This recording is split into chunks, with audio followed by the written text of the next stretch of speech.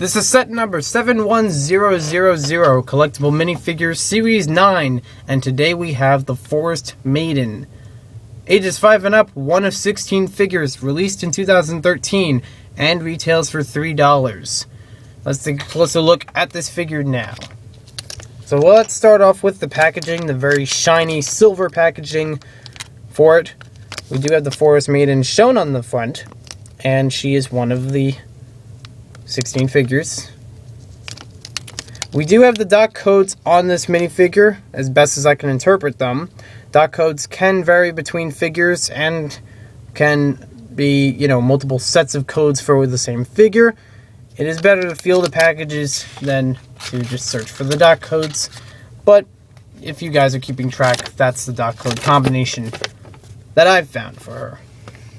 The Forest Maiden is shown as number 15 of 16. So it's a nice spot for her, and it's kind of a unique figure.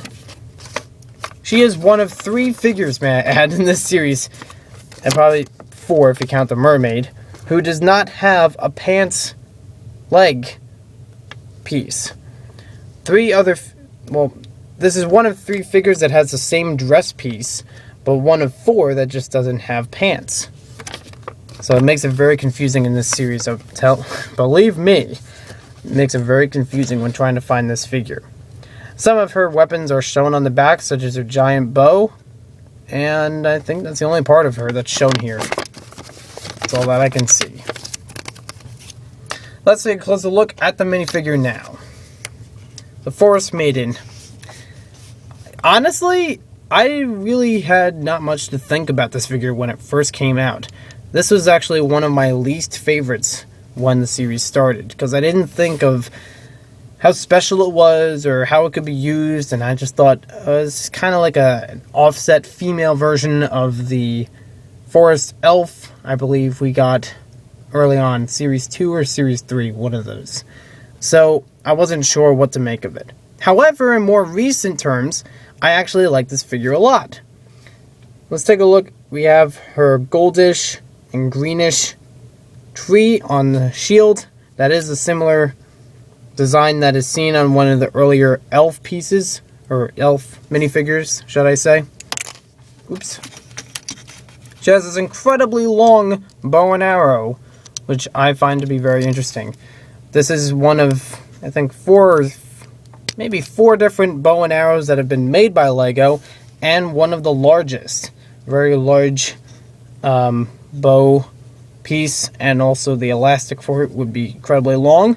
So it must have a pretty good range as far as shooting, you would think. I'll take those apart so you can see her torso a little bit better. Her hair is a flexible piece, which is slightly confusing because it's similar in design and shape and flexibility as the Judge from the same series. So this figure is actually one of the harder ones to find for me, in availability as well as not trying to confuse it with other figures. You can feel the textural difference through the packaging between this figure and the Judge, so you can tell the difference in their, design, but it is very similar in shape and size. So just be careful of that. This is also the same piece that is used later on in the Ewok Attack set for the newer version of Princess Leia, when she is in the Endor outfit. Here is a better look at her torso, which looks like a nice young maiden. Definitely good to use with medieval sets, maybe pirates, I'm not sure. And I think it actually could be a nice fit even with the fortune teller from the same series, for the same kind of time periods, that is, considering their outfits. She only has one face on her, but it's still a nice face. A nice, kind face. She doesn't seem too angry. She doesn't seem too determined. Maybe a little bit determined, just the way her eyebrows are modeled. I actually like this figure more recently because of the fact that it was the last figure to hold me back from completing this series, and now I'm happy to have it. Oh boy. It was like the last figure pack for Series 9 I could ever find, and I have this figure now, so it's definitely a joy to have the series complete. But other than that, she is a very unique figure compared to other ones from the series as well as other series. Granted, yes, we've had a few that shoot bows or have swords or female warrior type figures.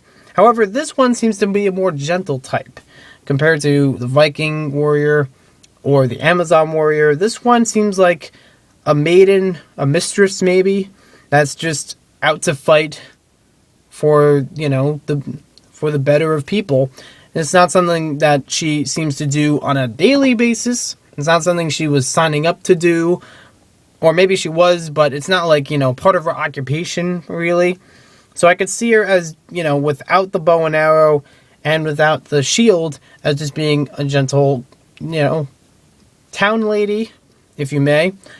I could see her definitely fitting in some forest areas. She could probably fit in pretty well with the Lord of the Rings theme, just by the way her design is made. I actually like her hairpiece a lot because it adds more uniqueness to her figure, as well as to any female figures that have hairpieces. This is one of the more unique ones to find, and one of the more unique ones just in general. We don't have many long hair ones like this in other series or even other Lego sets. It's just a nice figure. It's nice and calm. It's not too showy, not too, bashful either. It's just, temperate. It's nice and gentle. So, and I actually think this would be nice to use with my ideas for making a treehouse or a forest section for my Lego city. Whether or not she shows up there, I'm not sure. But it's kind of the idea that I would definitely, if I were to include her, I would definitely put her in there. She definitely seems to fit. So thanks for watching this video. Hope you guys enjoyed it. And we'll see you next time with more Lego set reviews.